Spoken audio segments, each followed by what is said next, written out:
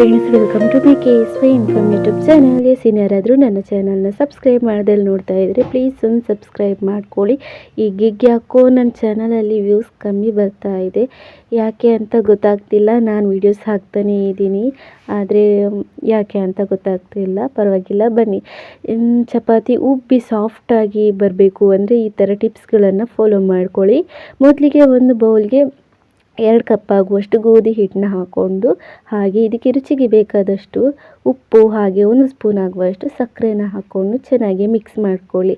ಚೆನ್ನಾಗಿ ಮಿಕ್ಸ್ ಮಾಡಿಕೊಂಡು ಸ್ವಲ್ಪನೇ ನೀರು ಹಾಕ್ತಾ ಇದನ್ನು ಗಟ್ಟಿಯಾಗಿ ಫಸ್ಟು ಕಲಿಸ್ಕೋಬೇಕಾಗುತ್ತೆ. ಚೆನ್ನಾಗಿ ಎಲ್ಲನೂ ನೀಟಾಗಿ ಕಲಿಸ್ಕೋಬೇಕು. ಇದರ ಸಿಂಪಲ್ ಟಿಪ್ಸ್ಗಳು ಇವೆಲ್ಲ ಸಿಂಪಲ್ ಟಿಪ್ಸ್ಗಳನ್ನೆಲ್ಲ ಫಾಲೋ ಮಾಡ್ತೀವಿ ಅಂದರೆ ಈ 8 ಗಂಟೆ ಇಟ್ಟರೂ ಈ ಚಪಾತಿ ಏನು ಗಟ್ಟಿ ಆಗಲ್ಲ.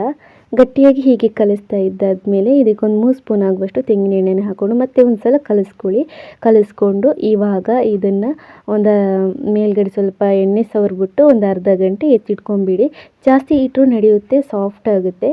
ಅದಾದಮೇಲೆ ಈಗ ಸ್ವಲ್ಪ ತೆಗೆದು ಈ ಥರ ಉಂಡೆ ಮಾಡಿಕೊಂಡು ಲಟ್ಟಣಿಗೆ ಮೇಲೆ ಸ್ವಲ್ಪ ಗೋಧಿ ಹಿಟ್ಟನ್ನ ಹಾಕ್ಬಿಟ್ಟು ಈ ಥರ ಒಂದು ಸಲ ಫಸ್ಟ್ ಸವರ್ಕೊಂಡು ಚೆನ್ನಾಗೇ ಲಟ್ಟಿಸ್ಕೊಬೇಕಾಗುತ್ತೆ. ಲಟ್ಟಿಸ್ಕೊಂಡ್ಮೇಲೆ ಇದಕ್ಕೆ ಮೇಲ್ಗಡೆ ಸ್ವಲ್ಪ ಎಣ್ಣೆನೇ ಸವರ್ಬಿಟ್ಟು ಇದನ್ನು 4 ಫೋಲ್ಡ್ ಮಾಡ್ಕೋಬೇಕು.